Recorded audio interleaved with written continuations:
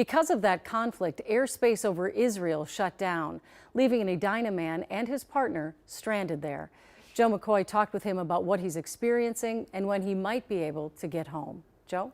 Well, Julie, that question of when is still an unknown right now. John Skoll tells me they go into his relative's bomb shelter 1 to 3 times a night.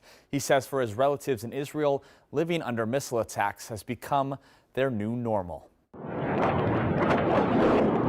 I've never been under bombardment by rocket before. When John Skoll and his partner Jean traveled to Israel this month for a wedding, they were scheduled to return to Minnesota on the 16th. And on the 16th, of course, Ben Gurion Airport was shut, and it is shut.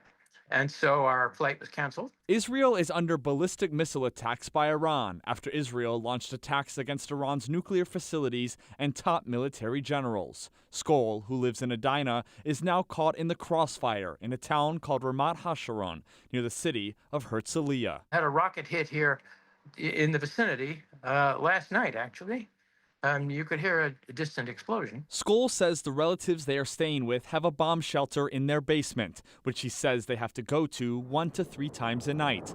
They are notified of incoming missiles through alerts on their phone that go out 15 minutes before potential impact. Right now, the airspace of Israel is closed, but we are hopeful that in the upcoming days, we'll be able to open it at least for some flights. Yinam Cohen is the Consul General of Israel to the Midwest. He says some Americans have already left Israel by driving to Amman, Jordan, and taking a flight from there.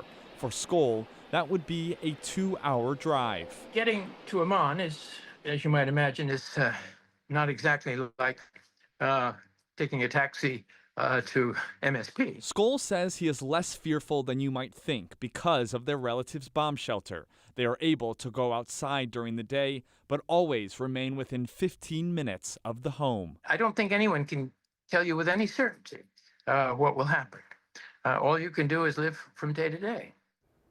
John says another way out would be an evacuation cruise ship. He says the U.S. Embassy is arranging a ship that would take Americans from Israel to Cyprus, where they could then fly back to the U.S. But of course, driving to one of the Israeli seaports is a challenge of its own. Julie. I mean, it's just unimaginable to be caught in that, something we as Americans fortunately have not experienced. He seems remarkably calm.